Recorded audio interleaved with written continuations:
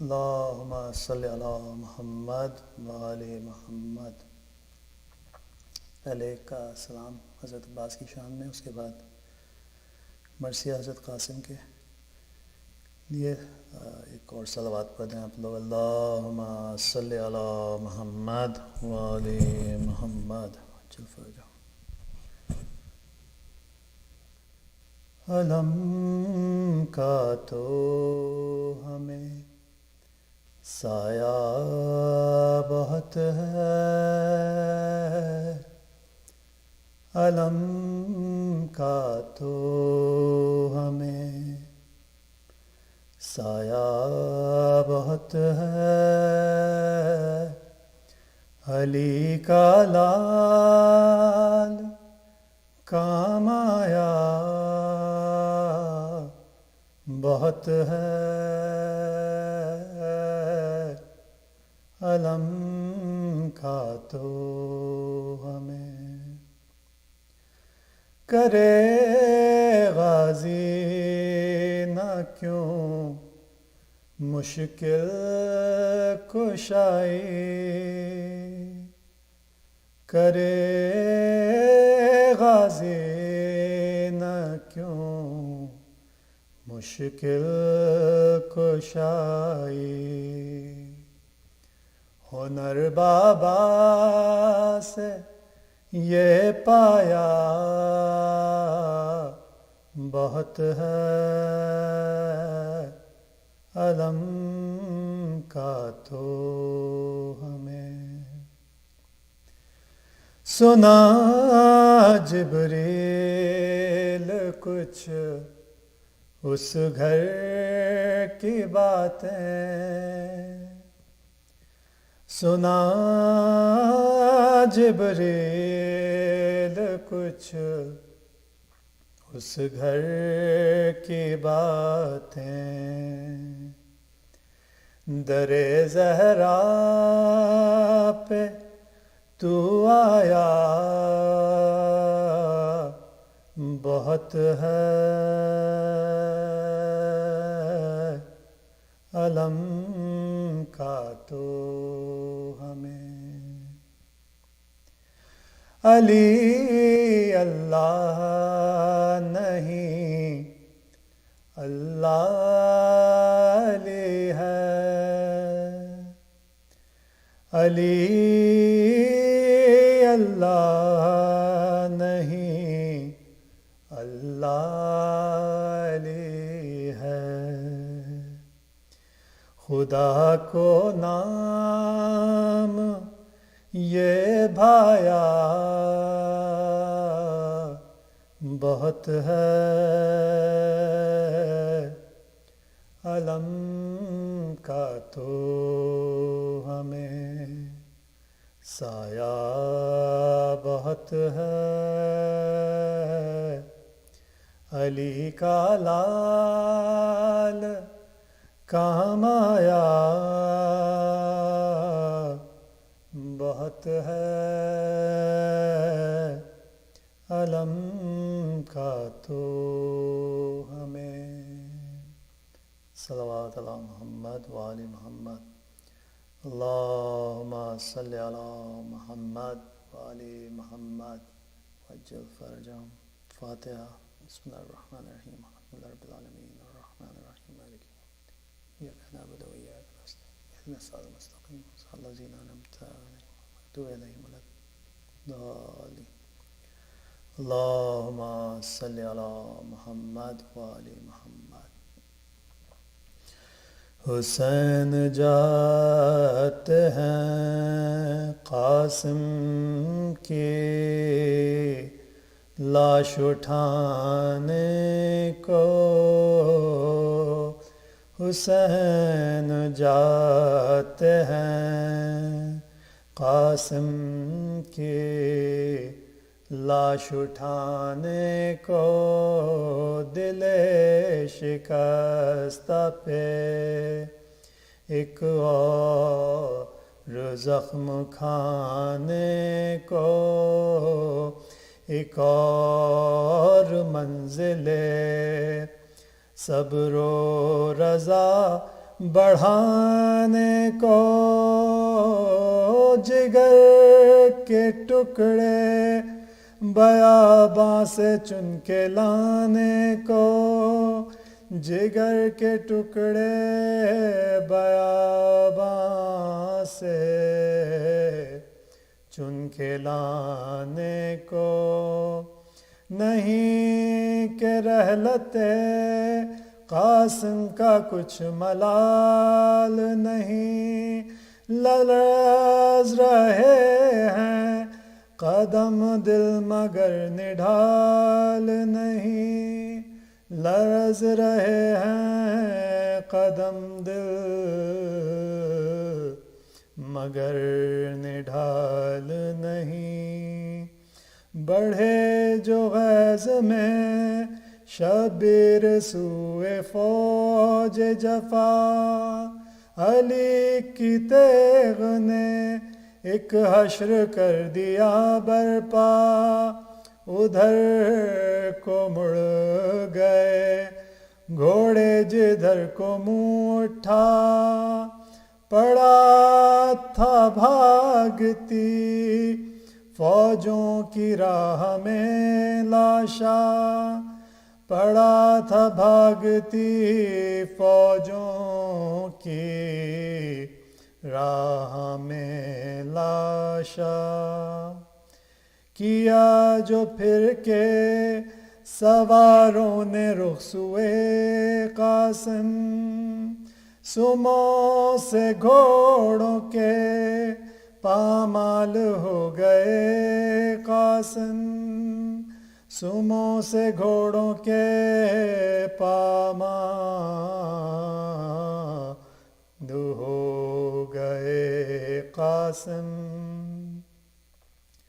قریب لاشائے قاسم جو پہنچے سروردی، تو ایسے حال میں آیا نظر وہ جسم حسین، کہ تھوڑی دیر تو آ ہی سکا نہ دل کو یقین، کہیں تھا کچلا ہوا جسم دست و پاتے، کہیں تھا کچلا ہوا جسم دست و پاتے، کہیں ایک آہ بھر کے شہیدی زمیں پہ بیٹھ گئے، جہاں کھڑے تھے لرز کر وہیں پہ بیٹھ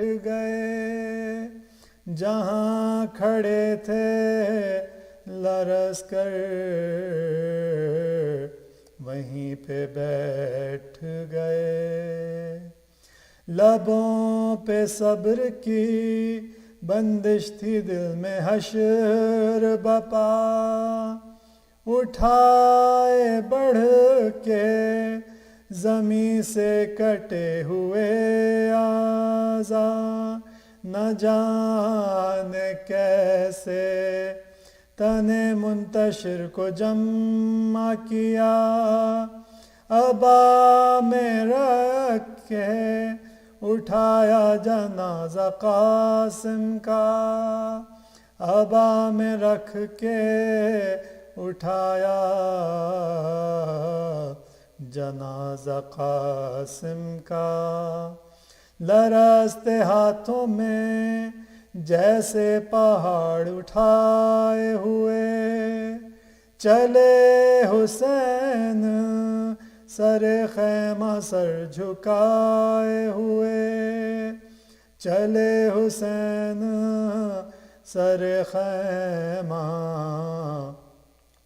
سر جھکائے ہوئے، مگر یہ سوچتے جاتے تھے دل میں سبت نبی، میں جب چلا تھا تو خیمے کے در پہ تھی بھابھی، حرم میں پہنچوں گا جب لے کے لاش قاسم کی، بجائے لاش وہ دیکھیں گے خوب بھری گٹھری، بجائے لاش وہ دیکھیں گے خون بھری گٹھری، کہ سر کو دیکھ کے یوں پائیں مال کیا ہوگا، ہے غیر حال میرا ماں کا حال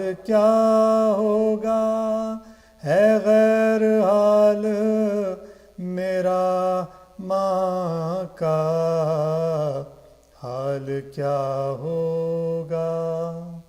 حرم میں پہنچے تو دیکھا کہ حشر ہے برپا، بلک رہی ہیں سکینہ خاموش ہیں کبرا، تڑپ کے ماں نے سوئے لاشائے پسر دیکھا، جگر کو تھام کے بولی یہ کیا ہوا بھیا، جگر کو تھام کے بولی یہ کیا ہوا بھیا، میں یہ تو جانتی تھی سر کٹائیں گے قاسم، یہ کیا خبر تھی کہ یوں پس کے آئیں گے قاسم، یہ کیا خبر تھی کہ یوں پس کے آئیں گے قاسم، حسین جاتے ہیں۔ صلوات اللہ محمد وآل محمد، اللہم صلی علی محمد وآل محمد وعجل فرجہم۔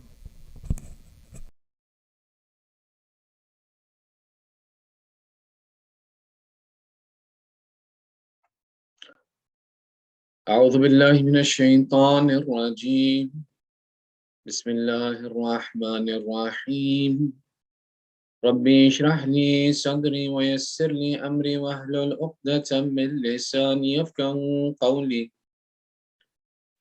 الحمد للہ رب العالمین، ثم الصلاة والسلام على سیدنا ونبینا وحبیب الہ العالمین ابی القاسم محمد، اللهم صل على محمد وآل محمد وعلى آله الطيبين الطاهرين المعصومين، واللعنة على أعدائهم أجمعين من الآن إلى قيام يوم الدين.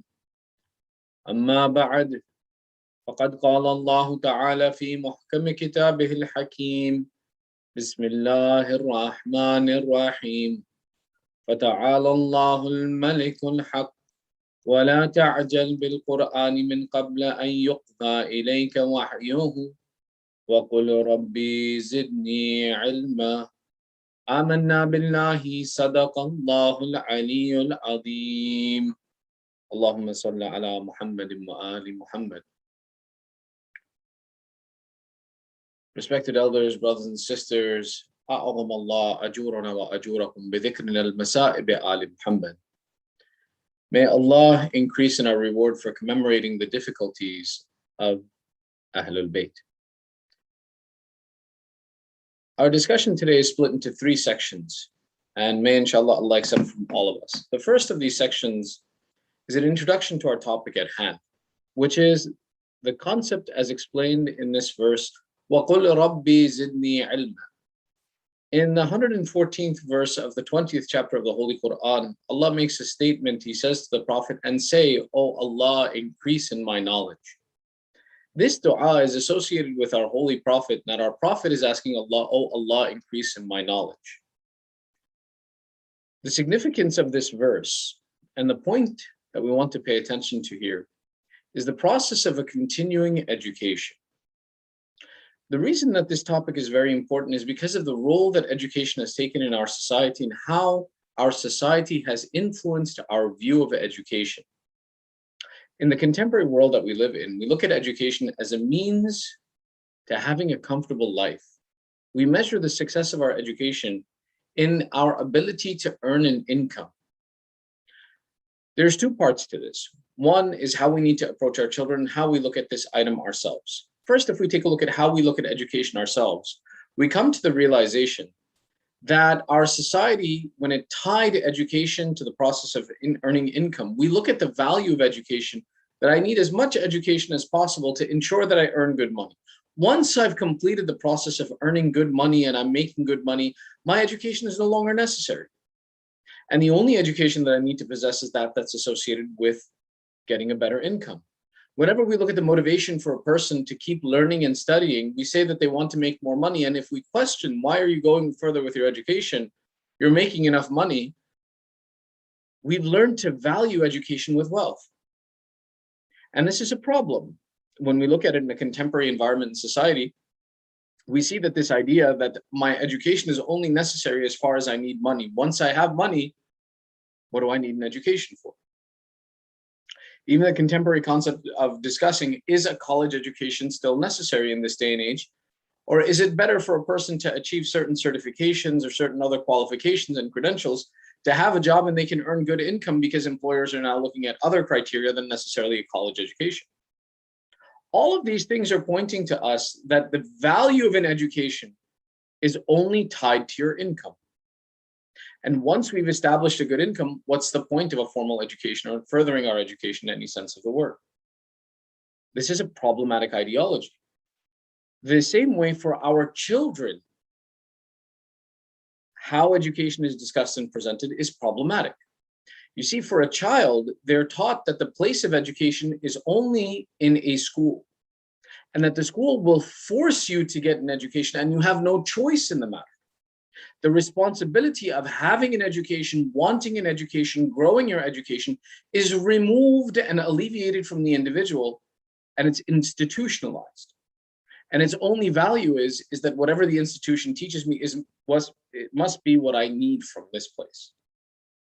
Our children, for example, in the summers, if you tell them that it's time to take a class or to study further or to learn something, they don't become very happy about it. They said, the institution is complete with me. Why are you forcing me to study? This is my time for freedom and away from education.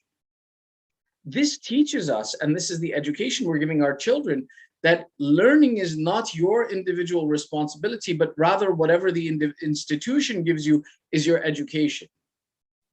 The problem with these mentalities is that it removes us from the interest of wanting to learn. It removes us from the value of learning, and it removes the concept that learning is a lifelong process that should continue beyond simply just your being able to make a good living.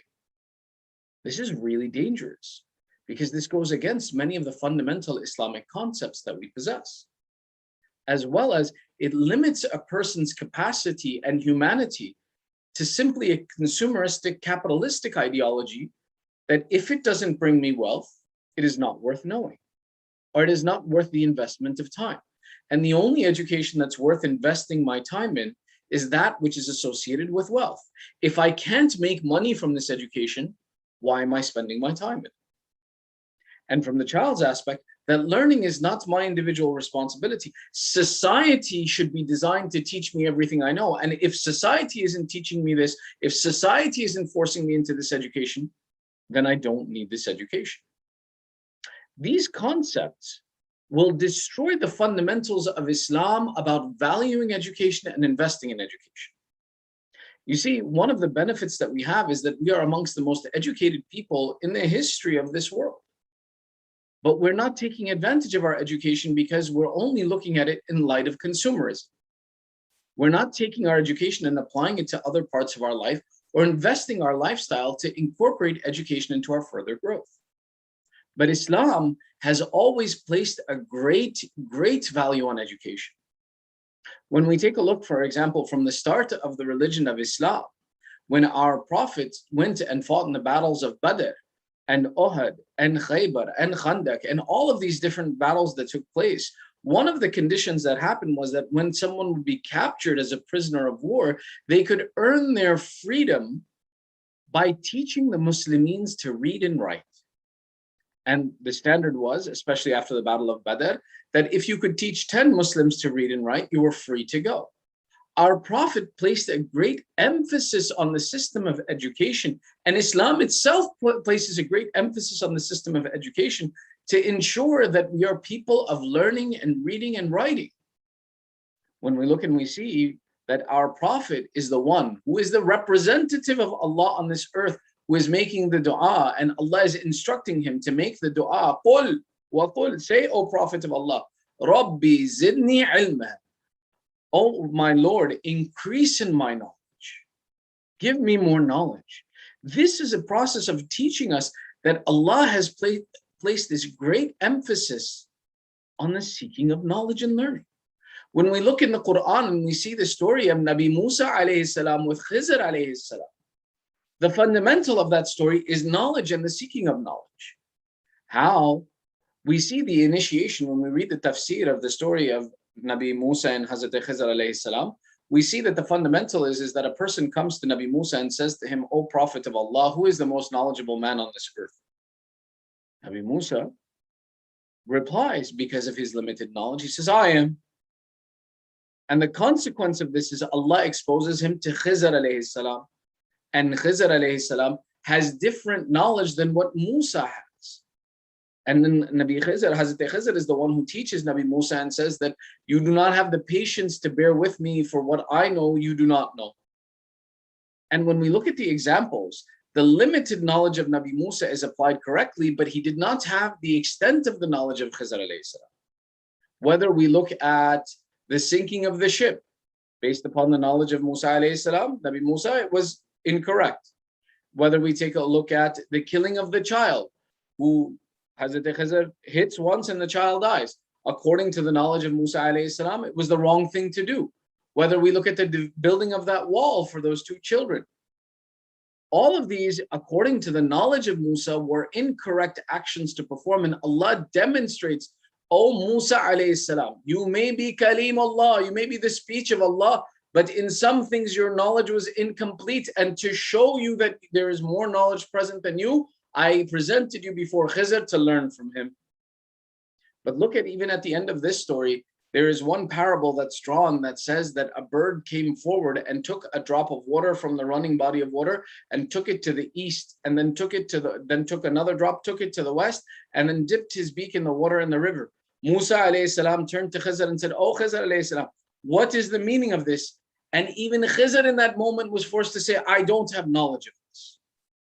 And then it was revealed to them that this bird is teaching you that in the end, close to the end of times, Allah will send a prophet who will have knowledge of everything that is in the east and everything that is in the west, and that his knowledge will come from the deep sea of the knowledge of Allah, was to demonstrate that knowledge is the fundamental behind which the basis of Islam was laid. And that even Khizr alayhi salam could not approach the knowledge that would be present with Rasulullah and the family of Rasulullah sallallahu alayhi wa sallam. Allahumma salli ala Muhammad. These points are telling us that Islam has a deep value for education, and that Islam is built on the fundamental of education. When we give up the value of education to simply look at it in a capitalistic light of saying that education's only worth is that I can earn a good living, I can become wealthy with it, or education's only responsibility is on the institution to take responsibility for teaching. The individual has no obligation to his own education. This is where we've gone astray. Allah wants us to invest in our education. And these examples of investing in our education are many. There are books written on the concept of why it's so important to study and learn about the religion and learn about, have a desire for knowledge in general. When we see the Aimma alayhimus salam explain, طلب العلم فريضة على كل مؤمن ومؤمنة اطلب العلم من المهد إلى اللهد. That seeking of knowledge is an obligation on every male and female believer who believes in the religion of Allah, that seek knowledge from the cradle to the grave. These are telling us that education is not simply tied to one phase of your life.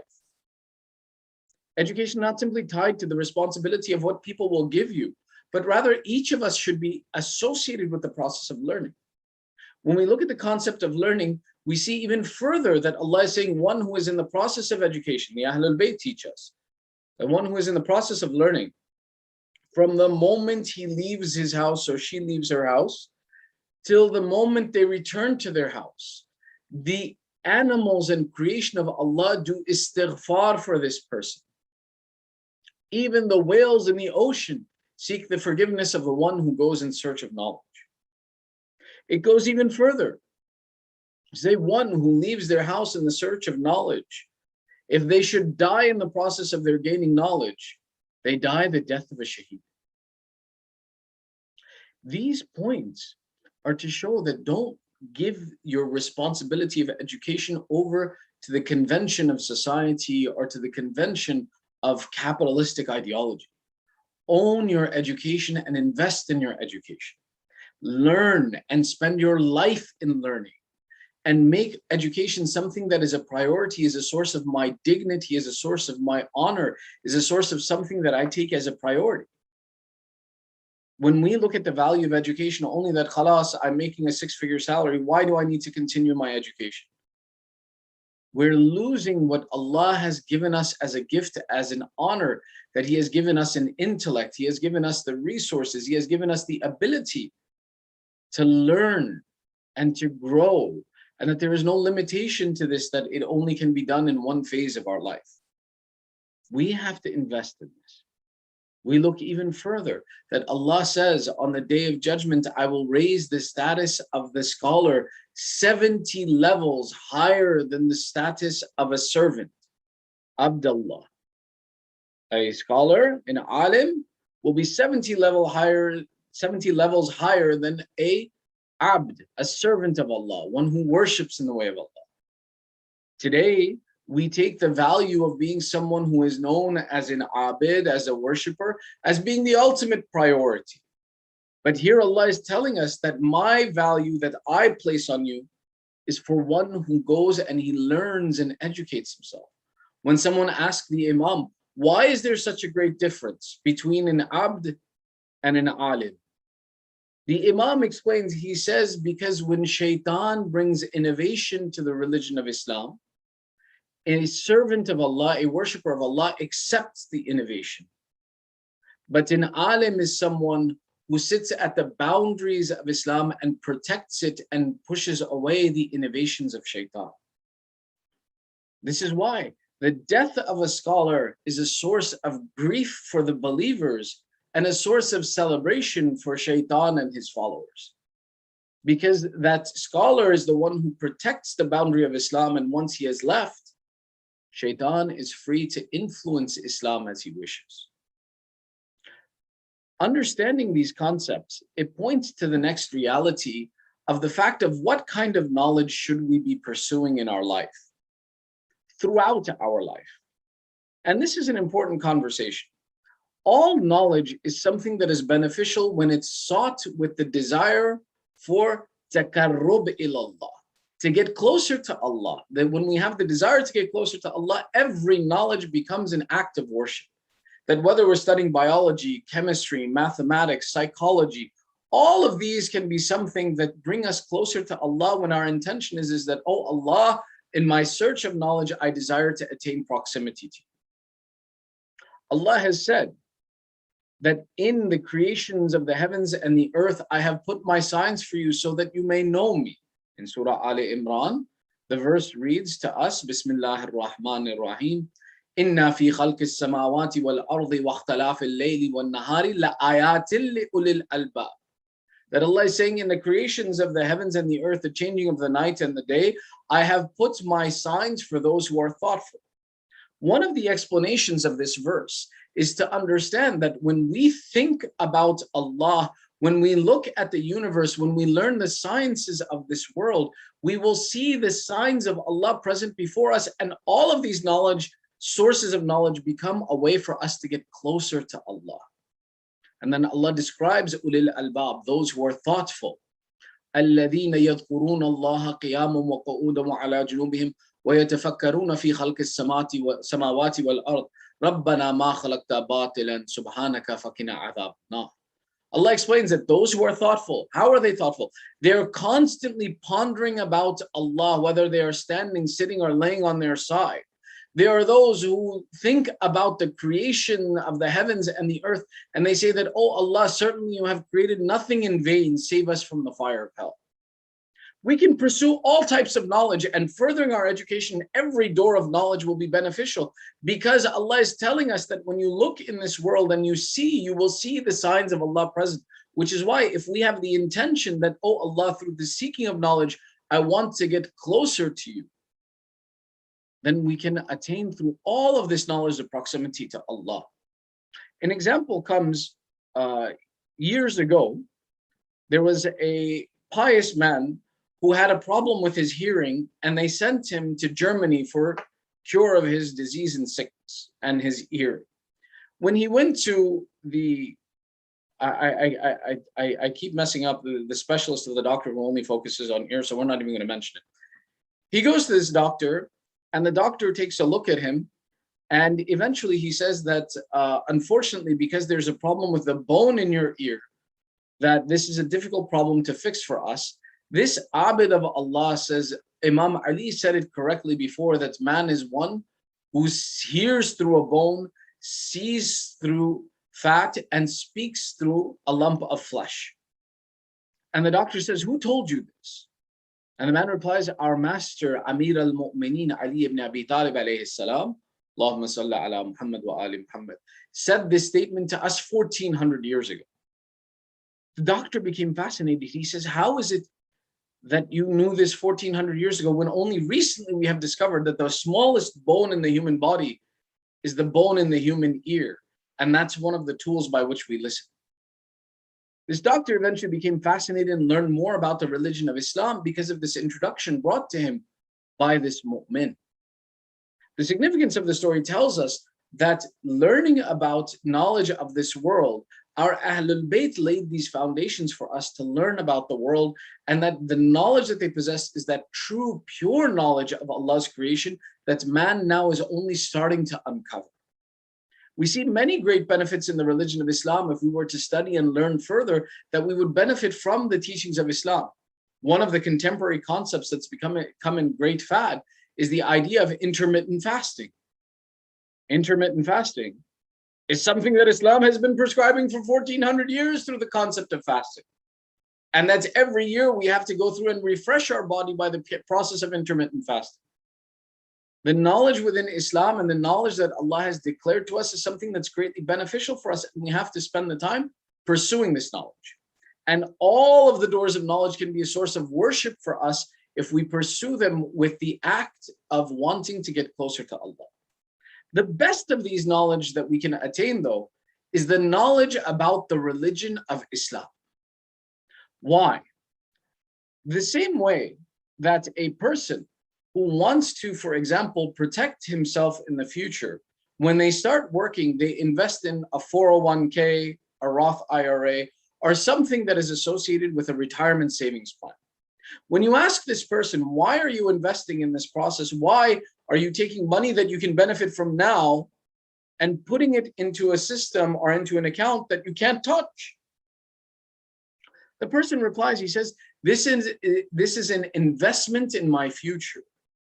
This is an investment in something that will benefit me when I don't have the ability to earn income myself anymore.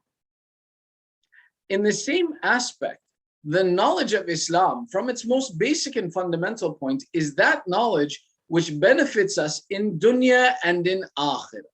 It's something that ensures when our deeds can no longer benefit us, when we die and that there's nothing more that we can do to improve our condition in the akhirah, we have attained this knowledge that helped guide our actions throughout our life to ensure that whatever deed I am performing is for the pleasure of Allah, is something that I invest in performing so that Allah would be pleased with me and happy with me, and I would seek its benefit, and its benefit would help me when no other good deeds avail me.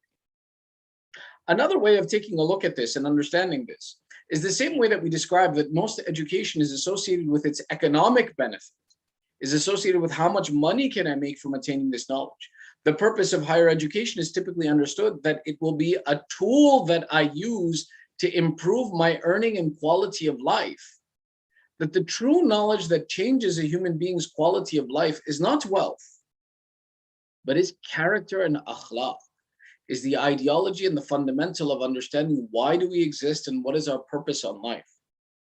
We've learned that the satisfaction of life and the improvement of the quality of life is not necessarily associated with how much money you have, but rather it's associated with your understanding and your ability to survive through the difficulties and know that you have a purpose in your existence and creation. All of these are taught to us by the religion of Islam. That when we learn about Islam and we educate ourselves about Islam, we learn about what is my purpose of creation. We learn about how to improve my quality of life. We learn how, whichever circumstance we are in, we attain the pleasure and the proximity of Allah. When we look at the lifestyles of the Anbiya, and we look at the lifestyles of our A'immah alayhim salam, they went through every financial status that existed. At times they had wealth, and at times they had penury. They didn't have any wealth. We know this, for example, that the Ahlul Bayt taught us about this. Our sixth Imam Ja'far as-Sadiq alayhi salam, Allahumma salli ala Muhammad wa ali Muhammad, would teach and say that when I am in a condition of extreme poverty, I do business with Allah. And they said, Ya Ibn Rasulullah, what do you mean you do business with Allah? Imam Sadiq explains, I give charity and Allah increases in my sustenance. And there's a very famous example of this, that for Imam Sadiq had a son by the name of Muhammad. And this son, at one point in time, Imam Sadiq goes to him and he asks him, how much money do we have in our own individual expense account? How much money do we have for our expenses and currency? This son of Imam Sadiq turns to him and says, Father, we have 400 dinar. Now, 400 dinar is not a small sum of money, but it's not an extreme amount of wealth either. And Imam Sadiq says, okay, my son, take this money and go give it as charity. This son of Imam Sadiq turns to him and he says, Father, if we give away all of this money, then we have nothing left for our expenses. This is a good amount of money. It can cover expenses for a month, maybe more. Why are we giving it away? And Imam Sadiq says, when we give in the way of Allah, Allah gives us an increase in its place. So the son of his listened to his father and gave away this wealth in charity. In a few days later, Imam Sadiq came home with an amount of 4,000 dinars. That was 10 times the amount. And he says, didn't I tell you, my son, that when we give away in the way of Allah, Allah gives us back more? The lesson the Imam is teaching is the reliance on Allah and understanding that charity is a tool by which Allah increases our sustenance. You see, if we took this hadith and looked at it in the light of, for example, capitalistic education, we would say that this hadith is contrary to what is good, conscious, and intellectually sound investment. You see, when we have an amount of wealth and I wanted to increase, a capitalistic ideology teaches us that to increase wealth, you invest it in something and you buy something and you increase your wealth. That if I have 400 dinar, if I want it to be 4,000, I need to invest it in something valuable, and then that value will increase and bring me back money. But Islam says no. One of the greatest, most valuable investments that you make is not in a materialistic aspect, but rather is in a trust with Allah that Allah will increase and return your money. So it's counterintuitive to, for example, knowledge that is not based in Allah to give away your wealth in the hope that it will increase.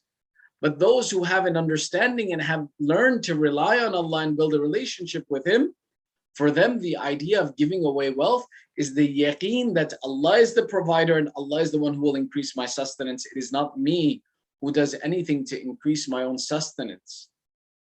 Allahumma salli ala Muhammad wa ali Muhammad. In this way, we see that the value of education and learning about the religion of Islam is one of these valuable points that can show us how to correctly deal with the world. There are many other places that a correct understanding in the religion of Islam protects us from hardships and misunderstandings, and that instead of us being, for example, uneducated followers of Ahlul Bayt, our education serves us to be closer to the Ahlul Bayt. There are many times that people, because of their shortcoming of knowledge, in their desire to help the Ahlul Bayt, they become the enemies of the Ahlul Bayt. Let me give you an example. One of the famous lines that we know from our master, Imam Hussain, Allahumma salli ala Muhammad wa ali Muhammad, is that in the field of Karbala, Aba Abdullah himself called out, Hayhat min al-dhill. Far be it, we are far from disgrace. That disgrace does not approach us. One who has a limited understanding and one who has not studied and understood the message of Karbala, has not studied and understood the message of Aba Abdullah, looks at this line and looks at individual circumstances in their life and comes to the conclusion that, for example, anything that I see disgraceful, I should separate myself from. I should not associate with Fulan bin Fulan because I find him disgraceful. I should not do such and such a task because I find it disgraceful. I should not, for example, talk to this relative because I find my interaction for them disgraceful. And then they justify their actions that Imam Hussain said one who is a Shia is far from disgrace. But they haven't understood the purpose of the message of the message of Aba Abdullah. When Aba Abdullah makes the statement, Hayhat min ad-dillah, we are far from disgrace. The disgrace Imam al-Hussain is talking about, as explained to us by our mujtahideen, is the disgrace of living a life in sin. But the true disgrace that we face, the truest disgrace, and the disgrace that one should never submit to, and it's not possible for them to submit to, is that they should be someone who sins against Allah. And that trying to force someone into a position of sin, as they were trying to force Imam Hussain to accept that such a sinful man should be his leader, and that disgrace would be that the Imam would allow these sins to exist with his presence when he is the one who is ordained by Allah to protect the people and keep them away from mistakes, was the source of disgrace Imam Hussain was speaking about. You see, our responsibility when we want to take the words of the Imam is not simply take them at face value. No, learn the depth of the meaning, understand what the Imam was trying to convey to us, educate ourselves so that we understand and we can be true followers of the Ahlul Bayt. Simply knowing the names of the Ahlul Bayt will not be sufficient to protect us. We have to have a deeper education about the status and the position and the authority of the Imam. Simply knowing who is the Imam will not be something that saves us on the Day of Judgment. This is why one of the deepest investments that we can make is studying and learning about the religion of Islam. And this is a place where, for example, our shortcoming today is that we've educated our children that the extent of the education that they need about Islam is what we teach them in madrasa. That this Sunday school, this Saturday school, will give you all the education you need about Islam. You supplement it occasionally by attending Majalis, and you'll be sufficient to know about the religion of Islam for the rest of your life. This is not true. It's not fair with our children. First and foremost, the concept of madrasa, the concept of this Saturday school or Sunday school is simply to make you literate, that you understand the basic fundamentals of what it is that you will need to learn about Islam throughout your life. All this program does is teach us literacy, to know what is the most basic concepts of Islam. So that when someone mentions, for example, Tawheed or Furu' ad-Din, or for example, a verse of Quran, that we know, okay, where do we go to look for information? How do we read the Quran? How do we know where to understand what the Furu' ad-Din are? This is all that fundamental education does. And to second that and say that the only thing you need after that is the Majlis is the introduction to what it is that we need in our life. In a Majlis, we don't get a complete course about understanding everything that we need to know. No, the Majlis again continues this concept of literacy by exposing us to important concepts that we then need to go and invest in our life.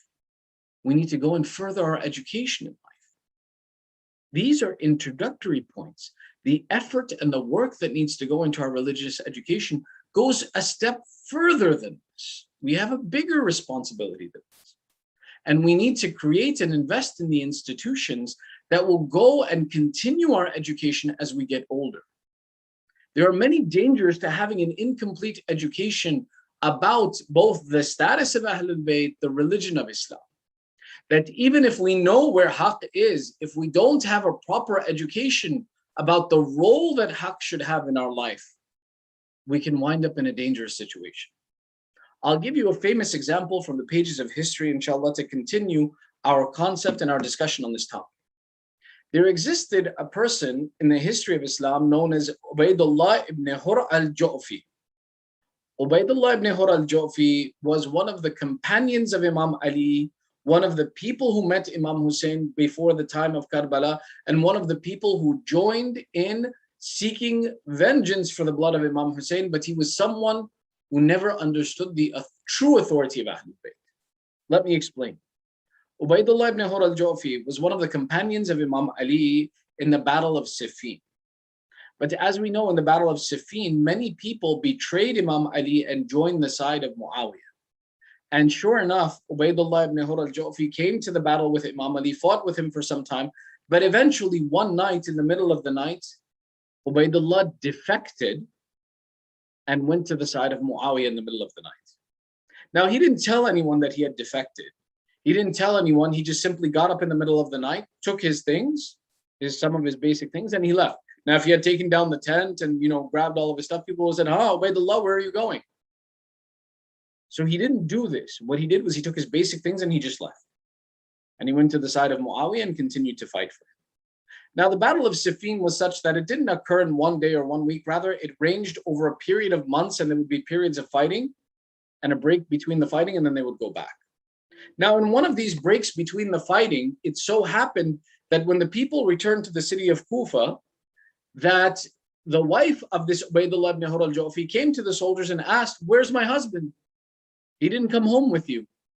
Now, these soldiers didn't know that Ubaidullah had defected because he left in the middle of the night. They just assumed that maybe he got killed in the battle during the day, or that he went out in the night and he died somewhere, that he didn't come back. So they went to this woman and said, "We don't know. I think he's dead. He must have died." So this woman, hearing from these other soldiers, she went and thought her husband was dead. She didn't think to go to Imam Ali and ask him. She just simply accepted the word of these soldiers and said that he was dead. So she observed her iddah of a widow, and then she went out afterwards and she got married. Now, sometime shortly after the Battle of Siffin, in the middle of this night, Ubaidullah ibn Hur al-Ju'fi returned to the city of Kufa. And when he returned to the city of Kufa, he went to his house. He found it dark. He found that no one was there anymore. So he went to his neighbors. He said, "Hey, my house is here. I had a wife, but she's gone. Where did she go?" They said, "Oh, her? She went and she got married. She's living with her new husband now. She's living on her own. She's moved on." He said, "But I'm her husband." He says, "Where is she?" They told him the house of where she is, and he went to the door, knocked on the door, and sure enough, the wife opened the door and her face changed. And he says, "What are you doing here? Come home." She says, "I thought you were dead." He says, "I'm alive. Let's go home." She says, "I'm married now. Get out of here. I'm not married to you anymore." He says, "How can you be married to someone else when I'm still alive?" She says, "No, I got married. I'm done with you. We're done. I did my iddah. It's over." Ubaidullah says to her, "Then tomorrow we will go to Ali ibn Abi Talib and we will ask him, what is your ruling in this situation?" Look at Ubaidullah, that he knows that even if, for example, he refused to fight for Imam Ali, when he wants to find out the truth of a matter, the only one who can uncover it is Ali ibn Abi Talib. So the next day, sure enough, Ubaidullah, his wife, her new husband, they go to Imam Ali and they recount the story and they ask, "Whose wife is this now?" Imam Ali first turns to Ubaidullah and he gives him counsel. He says, "Ubaidullah, you shouldn't have done treachery with me. This is a bad thing that you did." Ubaidullah turns to Imam Ali, knowing the responsibility of Imam Ali. He says, "Oh, Amir al-Mu'mineen, will my action prevent you from giving me justice right now? Is what I did such that I am no longer entitled to your justice?" And Imam Ali says, "No, I'm simply warning you of the consequences of your actions, of what you have done." Ubaidullah says, "Then, oh Amir al-Mu'mineen, what is the ruling in this situation?" And Imam Ali explains that this wife is still your wife. Her second marriage is not valid. She should return back home to you. In this way, though Ubaidullah didn't understand the rights of Imam Ali, he knew the authority that Imam Ali possessed and that there was no one to give him better guidance than Imam Ali. Now, fast forward to the time and the waqia of Karbala. When Imam al-Hussain reaches the land of Karbala, in the distance he finds a tent and he asks the people, "Whose tent is this?" And they say, "This is the tent of Ubaidullah ibn Hur al-Ju'fi." and Imam al-Hussein goes to visit him. Now, what happened was that Ubaidullah continued to live his life in the city of Kufa until he heard that there was about to be strife in the city of Kufa, that Imam al-Hussein was coming and Yazid was taking his authority over the city. And Ubaidullah says, I did not want to be in the conflict between these two sides again, as I had been in the Battle of Siffin. So what Ubaidullah says, I got up from the city of Kufa and I left the city of Kufa so I wouldn't be in the middle of this altercation. And I found a space out in the desert and I put my tent there so that I would not be either with Imam Hussein or against him. But sure enough, the place that Ubaidullah picked was the field of Karbala to build his tent. Now, Ubaidullah himself narrates, he says that one day when I was staying in this land of Karbala near the place of Nainawa, Imam al-Hussein came to visit me. And when he came to visit me, there were maybe 20 or more children who followed him.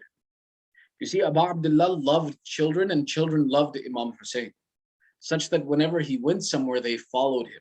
And it wasn't one or two that were with Imam al-Hussein, but it was such a number of them that would constantly be attached to Abu Abdullah that Ubaidullah narrates, he says that when this Imam al-Hussein came to me, there were maybe 20 children following him when he came to me. He narrates, he says that Imam al-Hussein came to me and he said to me that, oh Ubaidullah, you committed treachery with my father, you refused to serve him and support him.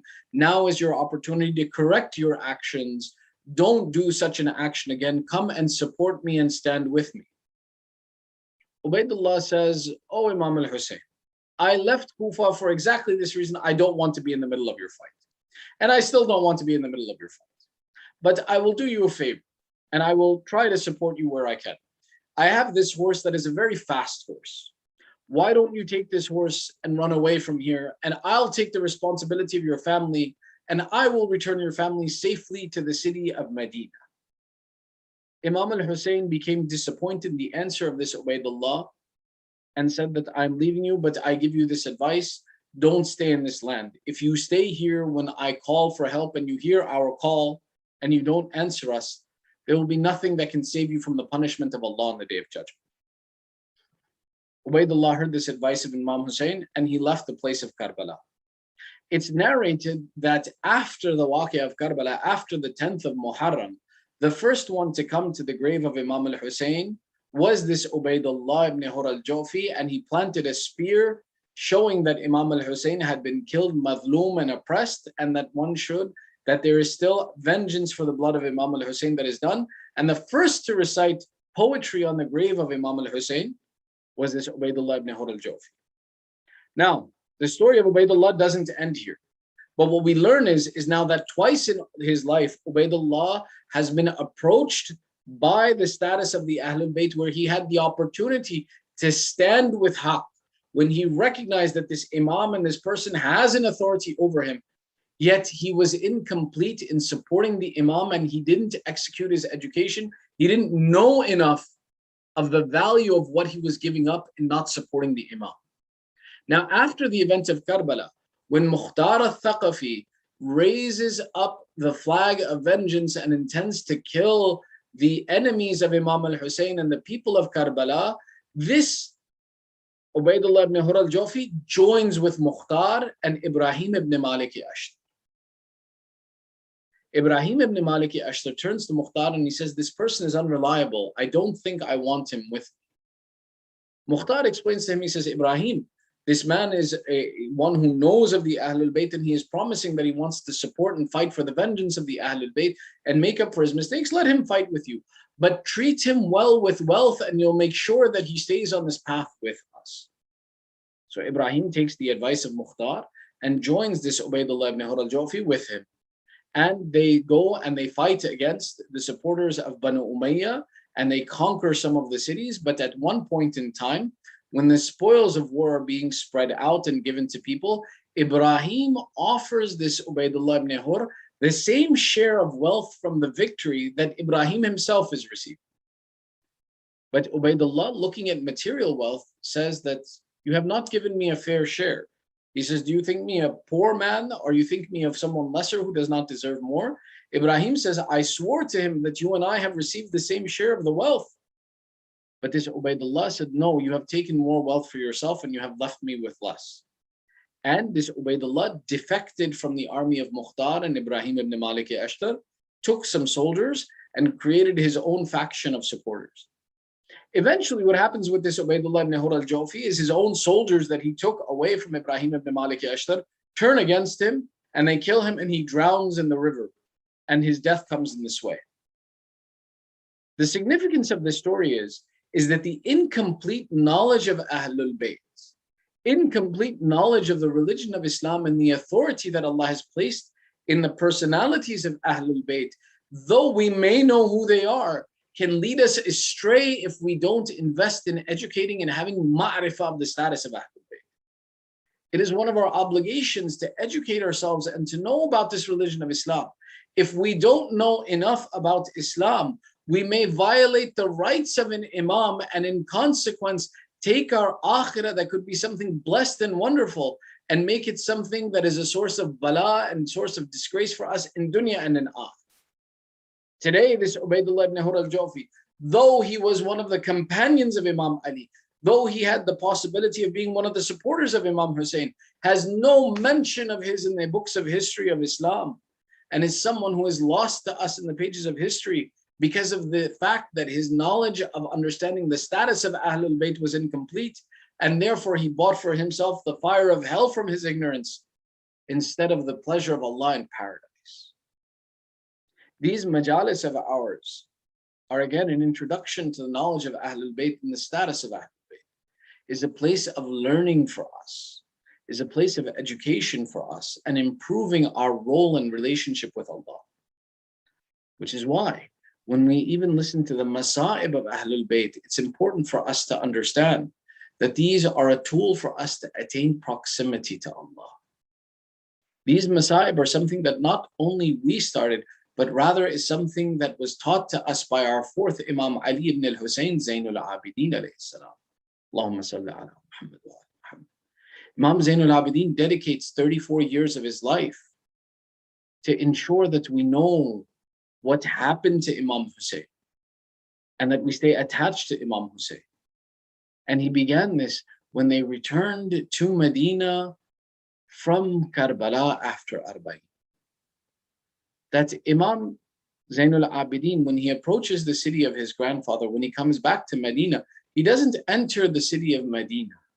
He makes a tent outside and he says to Bishr, who was one of the people that was a lover of the Ahlul Bayt who had accompanied him, he says, "Oh Bishr, your father was a poet. Are you too a poet?" And Bishr says, "Ya Ibn Rasulullah, yes, I too can recite poetry." Imam Zainul Abidin says, "Bishr, go into the city of Medina and introduce the people that we have returned and to come to us and pay respects to us." Imam Zainul Abidin wasn't someone who himself was the reciter of the Masa'ib of Imam al-Hussain, but rather he promoted the recitation of this poetry for the sake of Abu Abdullah. He sent Bishr into the city to announce the arrival of the Ahlul Bayt back to the city of Medina. And he said to them, "O people of Medina, the true resident of Medina has been killed and his children and women have been returned." And he invites the people and they go out of the city of Medina in groups to pay their respects to Imam Hussain and the women who have returned from Karbala.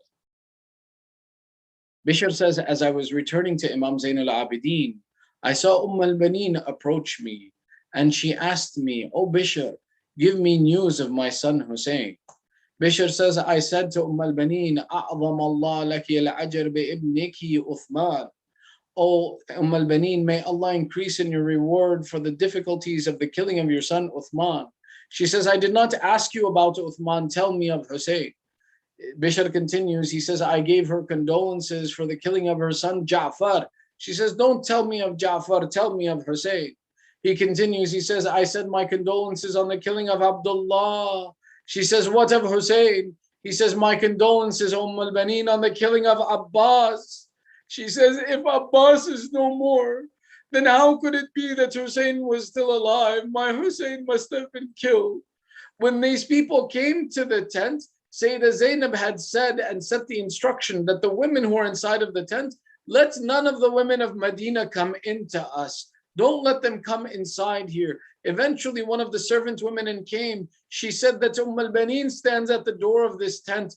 Do you give her permission to enter? Sayyidah Zainab says, al-Baneen is not one of the people of Medina. She is from amongst us. When al-Baneen enters the tent, Sayyidah Zainab hugs al-Baneen and begins to weep and cry, oh, al-Baneen, if you would have seen our condition on that day, if you would have seen what they did to your Hussain, if you would have seen how we cried for Abbas, if you would have seen the problems that befell us on that day. They said that Imam Zainul Abidin sat outside of this tent on a chair. And when the people gathered, they first turned and said to they said, we saw an old man sitting on a chair. We came to him and we said, we want to see the children of the Prophet. We want to see the son of Hussein who has returned. We want to speak to him. Imam Zainul Abidin said to these people, I am the son of Hussein. Why don't you recognize me? They cried in pain. They said, oh Zainul Abidin, you left us as a young man. Why do we see you in the condition that your back is bent, your hair has turned white, you look as if you are an old man? He said, oh people, let me tell you the masayib of my father. If you would have seen what they did to my father and to my family and the difficulties and the disgrace they put our family through, your condition would be no less than mine. We have suffered through great difficulties, O people. Our right has been stolen. The remainder of Rasulullah has been killed. His head was raised on a spear. The disgrace was great that we felt. ألا لعنة الله على القوم الظالمين وسيعلم الذين ظلموا أي منقلب ينقلبون ندعوك باسمك العظيم الأعظم الأعز الأجل الأكرم. We raise our hands and call out dua 10 times. Ya Allah, Ya Allah, Ya Allah, Ya Allah, Ya Allah, Ya Allah, Ya Allah, Ya Allah, Ya Allah. يا محمود بحق محمد، يا أعلى بحق علي، يا فاطر السماوات بحق فاطمة، يا محسن بحق الحسن، يا قديم الأحسان بحق الحسين. Oh Allah, accept this small ibadat from us. Ya Allah, give the thawab of the majlis to the marhumeen, of the sponsors of this majlis, to our marhumeen and all those mu'mineen around the world who are in need of dua. Ya Allah, forgive our sins, cover our flaws. Ya Allah, we have come with hajat, fulfill our hajat by the mention of Ali Muhammad. Ya Allah, keep our children on the upright religion of Ali Muhammad. Ya Allah, increase in our knowledge and make us amongst those who are the God-fearing and the pious and the knowledgeable ones of the religion of Islam. O Allah, hasten the reappearance of Sahib al-Zaman. Make us and our families from the upright supporters of Sahib al-Zaman. Ya Allah, entitle us to the Shafa of Imam Hussain in dunya and in akhir. 1 Surah Fatiha, 3 times Surah Ikhlas, wa salawat ala Muhammad wa ali Muhammad. Allahumma salli ala Muhammad wa ali Muhammad. Bismillah.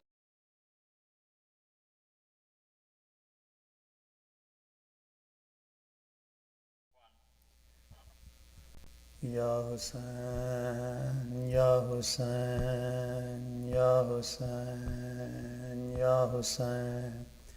ذکر جب زینب مستر کا بیان ہوتا ہے، ذکر جب زینب مستر کا بیان ہوتا ہے، خون سجاد کی آنکھوں سے رواں ہوتا ہے، خون سجاد کی آنکھوں سے رواں ہوتا ہے، ذکر جب زینب مستر کا بیان ہوتا ہے، ذکر جب زینب مستر کا بیان ہوتا ہے، دست شبیر پہ بے شیر نے ثابت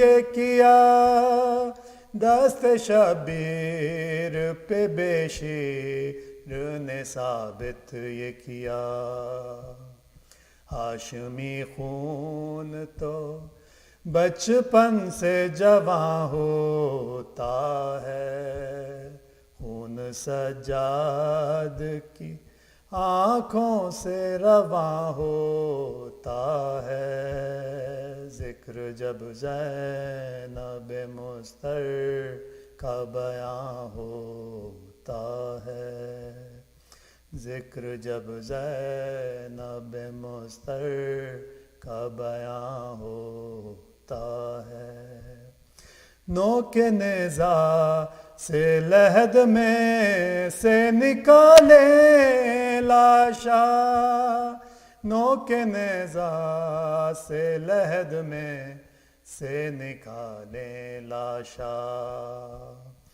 ظلم ایسا یہ زمانے میں کہاں ہوتا ہے، خون سجاد کی آنکھوں سے رواں ہوتا ہے، ذکر جب زینب مستر کا بیاں ہوتا ہے، ذکر جب زینب مستر کا بیاں ہوتا ہے، بھائی بیٹوں کے ہوں بے گو رو کفن لاشیں پڑے، بھائی بیٹوں کے ہوں بے گو رو کفن لاشیں پڑے، ایسے عالم میں قیامت کا سما ہوتا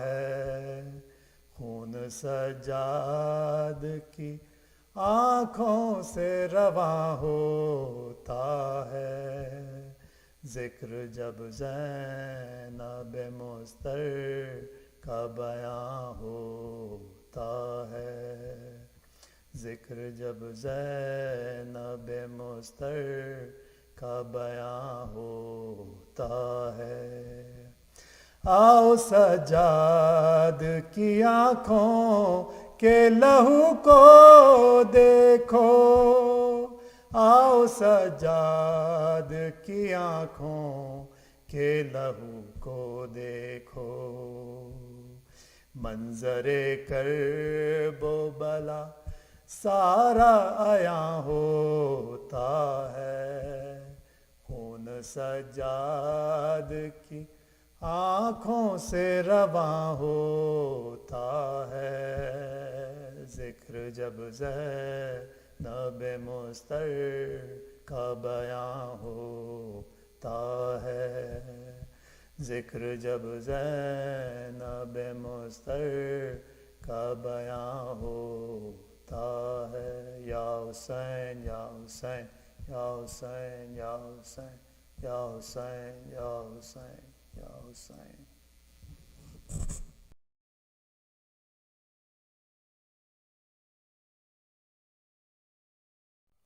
A'udhu billahi minash shaitanir rajim. Bismillahir Rahmanir Rahim. Dear brothers and sisters, Assalamu alaikum.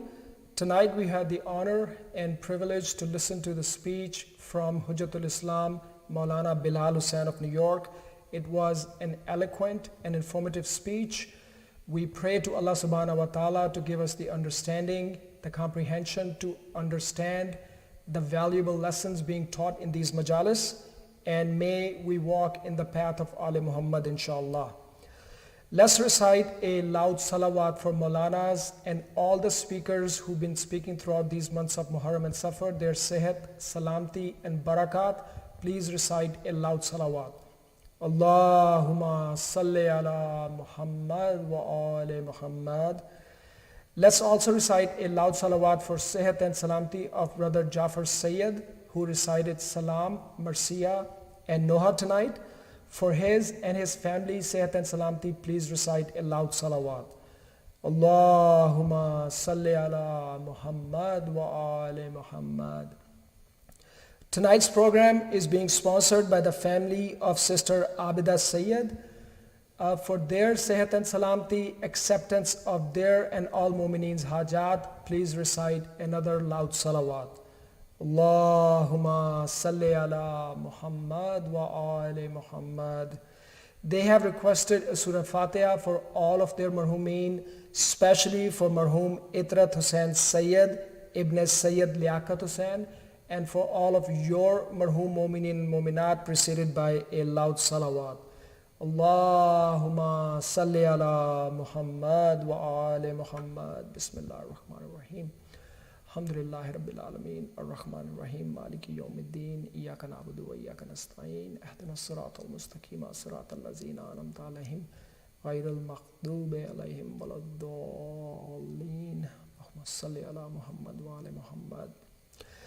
Brothers and sisters, next Majalis will take place on Thursday in the masjid, and as we have been doing throughout these months of Muharram and Safar, these Majalis will be addressed by Hujjatul Islam Maulana Amir Mukhtar Faizi. We'll start the program with Maghrib and Isha prayers at 7:30, followed by Dua Kumail, and then the speech will be at 8 p.m. inshallah. Ladies Majalis are being taking place on Saturdays at 10:30 a.m. Next Majlis will take place again on Saturday, October 9th, inshallah. And these Majalis are being addressed by Sister Maryam Ali Tahir. Next and final set of weekend Majalis will take place on Saturday, October 9th and Sunday, October 10th. Those Majalis will be addressed by Hujjatul Islam Maulana Bakir Imrani. Please keep in mind that all these Majalis I mentioned, these will take place in the masjid at Baitul premises. So we are encouraging all brothers and sisters to please participate in these Majalis in person. And for any reason, if you're not able to come in, please follow us online through our YouTube channel, inshallah. This concludes our program for the night. Inshallah, we'll see you next time. Wa akhiru dawana anil hamdulillahi rabbil alameen. Assalamu alaikum wa rahmatullahi wa barakatuh.